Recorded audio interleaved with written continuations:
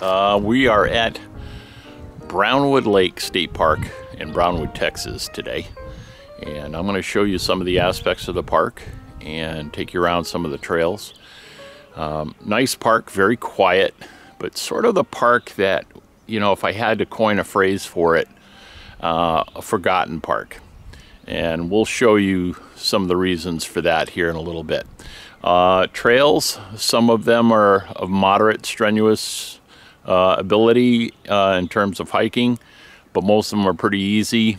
Definitely the rockier ones are challenging with the trifocals on, so we'll be taking those off for that. But come on along and we'll show you some aspects of the park. Oh, and yeah, there's Brownwood Lake Brownwood Lake in the background there, and we'll see more of that in a little bit. All right, stay tuned. So one of the things I found out when I did some hiking around here was that when you look at the map and you see the map of all the trails they have in the park, to not get disappointed if you see that there's no trails going along parts of the lake, especially when you have a trail that sort of curves up away from the lake, and then there's all the shoreline, but there's no trail on it. Once you get out there, you'll actually find that there are a lot of trails that either campers or fishermen have made over the years, so that sort of connects the dots, and you can stay right on the lake most of the time in terms of hiking, so that's pretty cool. So we're going to go through some of those in a little bit. Brownwood Lake itself, to show you out there a little bit. Not very busy today, probably because of the wind, probably because it's off season. It's April 1st. Over the weekend you can hear a couple of bass boats, but supposedly there's some good fishing in there if you're into that. So we're going to continue on and take a look at some of the other aspects of the park.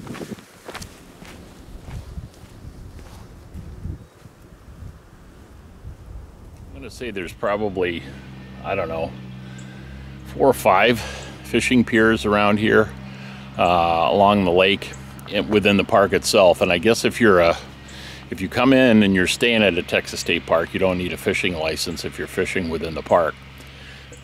So we're up here right now, but as you can see, there's lots of shoreline here.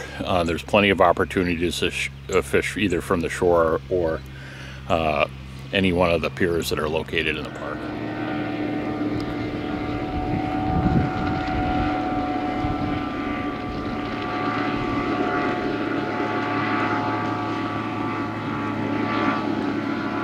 The other deal too is, you know, if you get your fish and you come up the ramp, and there's fish stations everywhere where you can clean your fish and bag them up even before you leave the park. Lots of views of the lake here, and it wasn't too busy today. This is another part of the RV section, and one of the park hosts volunteers is out there doing a little mowing. There's one trailer up there, and I think there's one trailer over beyond those trees there. But other than that, of probably 20 or 30 spots down here, that's all it's taken. The other thing that's kind of cool is you wouldn't go hungry in this park.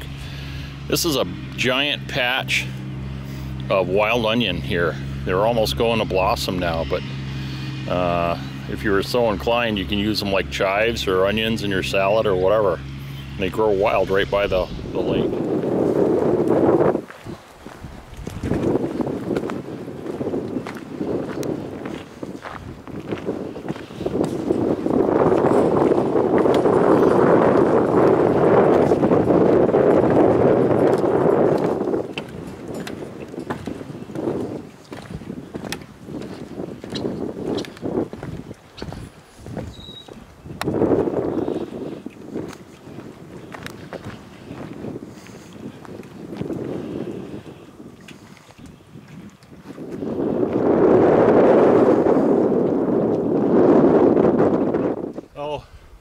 This is what's known as the Grand Staircase.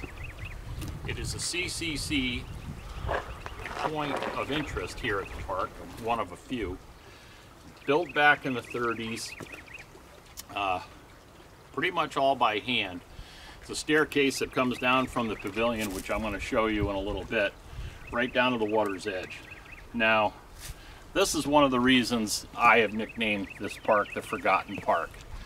The reason I've nicknamed it that is as much effort as those young lads put into building this grand staircase from the pavilion, we don't seem to have been taking care of it too well.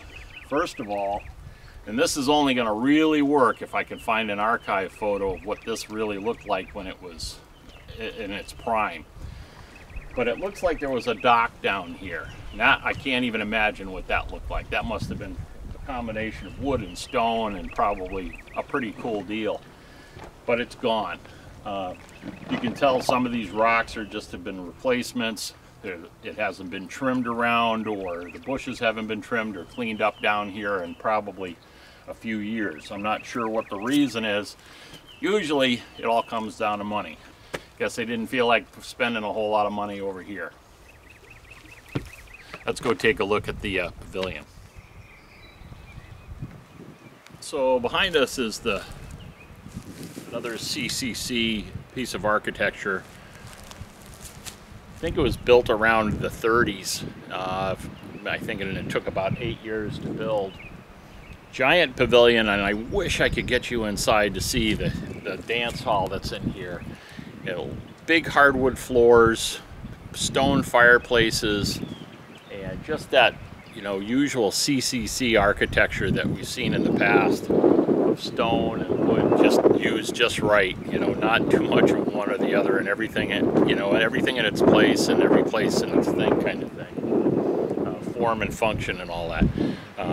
But again, it's got an observation tower. We can't go up because the railings on the side are rotted to the point where they need to be replaced, and it seems like we've been getting to it right quick. And I know money's tight, and I'm not going to whine about it, but it's just too bad we couldn't get up there. I really wish I could get inside and show this. And it's open for weddings and things like that. If anybody's in Brownwood, Texas and wants a nice place. Just on the other side of it's a nice view of the lake. Just a beautiful spot. So I'm going to take you for a quick walk around on it just to show you some of the detail work, and then this is the back side of it. You can see some of the detail on it. Sun's casting a pretty strong shadow. One portion of the campground has some cabins in it. Pretty exclusive, just a cabin area. I think there's about 11 of these things. These are pretty basic shelter, if you will. Screened in area, and I think all that's included in it is the table, but each one of them has a fire ring and a picnic table and a little grill. They're pretty basic, but they also have some of the original CCC cabins. They've been a little refurbished, I think.